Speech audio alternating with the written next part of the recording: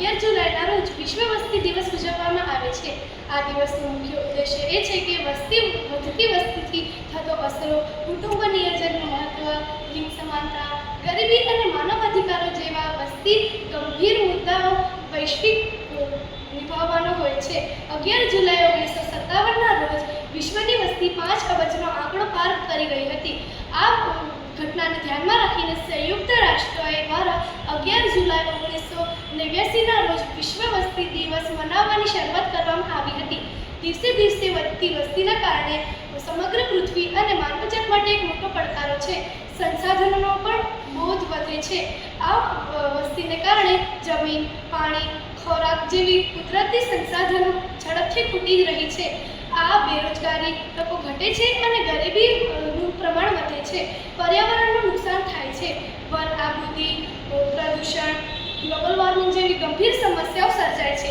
આરોગ્ય અને શિક્ષણ જેવી પાયાની સુવિધાઓ પણ પ્રાપ્ત થઈ શકતી નથી. વધુ વસ્તીના કારણે લોકોને પૂરી આરોગ્ય સેવાઓ અને ગુણવત્તા શિક્ષણ મેળવવામાં મુશ્કેલી થાય છે. ભારતમાં વસ્તી નિયંત્રણ ખૂબ આવશ્યક છે. વિશ્વમાં સૌથી વધુ વસ્તી ધરાવતા દેશોમાં ભારત મોખરે છે. આ સ્થિતિમાં ભારતનું કુટુંબ નિયોજન અપનાવવું ખૂબ જ જરૂરી છે.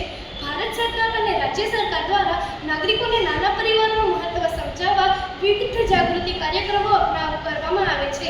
આ ઉપરાંત શિક્ષણનો વ્યાપ વધારીને અને મહિલા સશક્તિકરણ દ્વારા આપણને પણ વસ્તી નિયંત્રણમાં મદદ મળી શકે છે.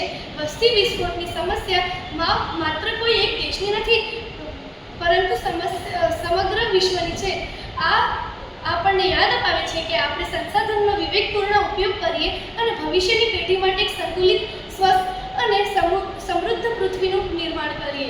આ માટે જાગૃતિ કેળવવી અને પરિવાર નિયોજનના નિયમોનું પાલન કરવું એ આપણા સૌની એક ફરજ છે. ધન્યવાદ. તો ચાલો હવે આપણે વસ્તી દિવસ પર સ્લોગન જોઈએ.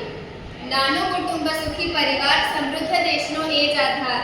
વસ્તી વધારો રોકો, પ્રદૂષણ અને ગરીબીને ટોકો. વસ્તી નિયંત્રણ અપનાવો, દેશની પ્રગતિમાં સહભાગી બનો. મર્યાદિત વસ્તી, ઉત્તમ શિક્ષણ, ઉજ્જવળ ભવિષ્ય. નાનું કુટુંબ, સ્વસ્થ પરિવાર.